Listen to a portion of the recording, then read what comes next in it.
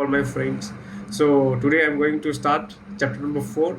Kaṁsa begins his persecutions. Okay, so let's start it. Very important chapter. Listen it carefully, read it carefully. Together we will read and listen and enjoy the chapter. Okay, fine. Starting with chapter number 4, Krishna begins his persecutions. Okay, persecutions. Chapter 4. Kaṁsa begins his persecutions. Persecutions. After Vasudeva adjusted things as they had been before he carried Krishna to Gokula, and all the other doctors and gates became similarly closed, the gatekeepers awoke and heard the newborn child crying. Kaṁsa was waiting to hear the news of the child's birth, and the gatekeepers immediately approached him and informed him that the child was born. At that time, Kaṁsa got up from his bed very quickly and exclaimed, "Now the cruel death of my life is born." Kaṁsa became perplexed now that his death was approaching and his hair scattered. Immediately he proceeded toward the place where the child was born. Devaki, on seeing her brother approaching, prayed in a very meek attitude to Kaṁsa, "My dear brother, please do not kill this female child. I promise that this child will be the wife of your son. Therefore, don't kill her. You are not to be killed by any female child. The omen was that you are to be killed by a male child, so please do not kill her. My dear brother, you have killed so many of my children who were just born, shining like the sun.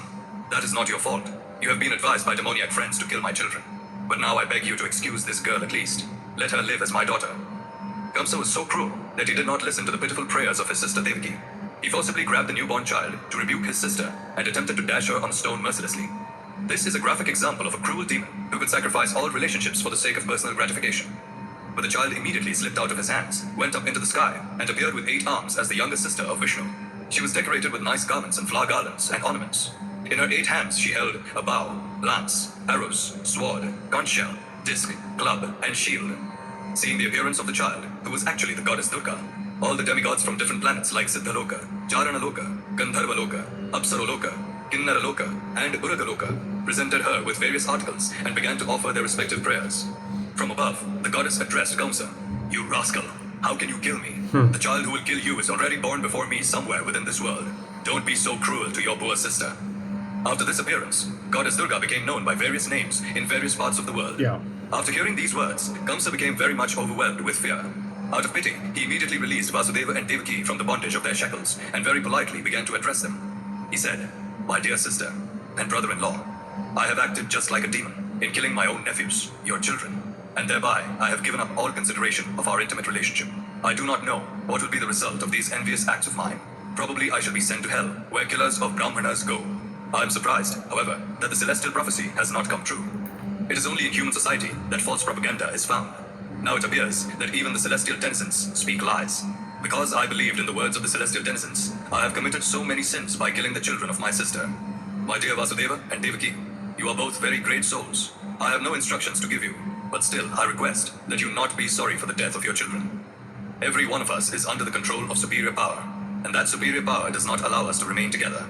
We are bound to be separated from our friends and relatives in due course of time. But we must know for certain that even after the disappearance of the different material bodies, the soul remains intact eternally. For example, there are many pots made of earthly clay, and they are prepared and also broken. But in spite of this, the earth remains as it is perpetually. Similarly, the bodies of the soul under different conditions are made and destroyed, but the spirit soul remains eternally. So there is nothing to lament over. Everyone should understand that this material body is different from the spirit soul, and so long as one does not come to that understanding, he is sure to accept the process of transmigration from one body to another. My dear sister Devaki, you are so gentle and kind. Please excuse me. Don't be aggrieved by the death of your children, which I have caused. Actually, this was not done by me, because all these are predestined activities. One has to act according to the predestined plan, even unwillingly.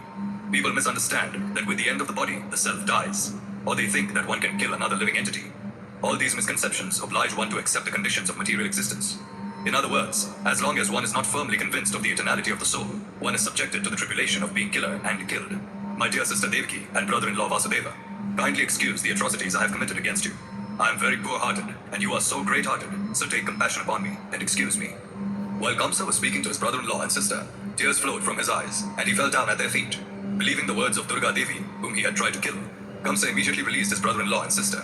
He personally unlocked the iron shackles and very sympathetically showed his friendship for his family members. When Devaki saw her brother so repentant, she also became pacified and forgot all his atrocious activities against her children. Vasudeva also, forgetting all past incidents, spoke smilingly with his brother-in-law. Vasudeva told Kaṁsa, "My dear fortunate brother-in-law, what you are saying about the material body and the soul is correct. Every living entity is born ignorant, misunderstanding this material body to be his self. This conception of life is due to ignorance, and on the basis of this ignorance, we create enmity or friendship.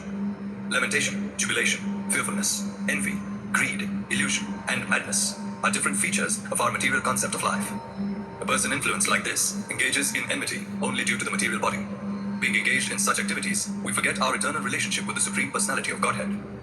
Vasudeva took the opportunity of Kaṁsa's benevolence and informed him that his atheistic activities were also due to this misconception of life, namely taking the material body to be the self. When Vasudeva talked with Kaṁsa in such an illuminating way, Kaṁsa became very much pleased, and his guilt for killing his nephews subsided. With the permission of his sister Devaki and brother-in-law Vasudeva, he returned to his home with a relieved mind. But the next day, Kaṁsa called all his counselors together and narrated to them all the incidents that had happened the night before. All the counselors of Kaṁsa were demons and eternal enemies of the demigods, so they became depressed upon hearing their master speak of the night's events. And although they were not very much experienced or learned, they began to give instructions to Kaṁsa as follows.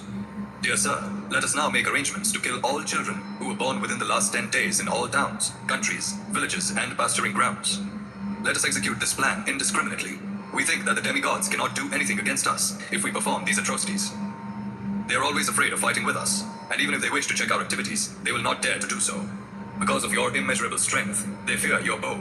Indeed, we have practical experience that whenever you stood to fight with them and began to shower your arrows on them, they immediately fled in all directions just to save their lives.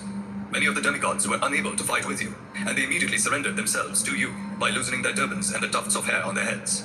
With folded hands, they begged you to spare them and said, My lord, we are all afraid of your strength. Please release us from this dangerous fight. We have also seen many times that you would never kill such surrendered fighters when they were all fearful, their bows, arrows, and chariots broken, forgetful of their military activities and unable to fight with you. So actually, we have nothing to fear from these demigods. They are very proud of being great fighters in peacetime outside the war field. But actually, they cannot show any talent or military power on the war field. Although Lord Vishnu, Lord Shiva, and Lord Brahma are always ready to help the demigods, headed by Indra, we have no reason to be afraid of them. As far as Lord Vishnu is concerned, he has already hidden himself within the hearts of all living entities, and he cannot come out. As far as Lord Shiva is concerned, he has renounced all activities. He has already entered into the forest. And Lord Brahma is always engaged in different types of austerities and meditation. And what to speak of Indra? He is a straw in comparison to your strength. Therefore, we have nothing to fear from any of these demigods. But we must not neglect them, for the demigods are our determined enemies. We must be careful to protect ourselves. To root them out from their very existence, we should just engage ourselves in your service, and be always ready for your command. The demons continue to say, if there is some disease in the body which is neglected, it worsens and becomes incurable. Similarly, when one is not careful about restraining the senses and lets them loose, it is then very difficult to control them. Therefore, we must now be very careful of the demigods before they get too strong to be subdued. The foundation of the strength of the demigods is Lord Vishnu, because the ultimate goal of all religious principles is to satisfy him. The Vedic injunctions, the Brahmanas, the cows, austerities, sacrifices, performances of charity, and distribution of wealth are all for the satisfaction of Lord Vishnu. So let us immediately begin by killing all the Brahmanas who are in charge of the Vedic knowledge, along with the great sages who are in charge of sacrificial ritualistic performances.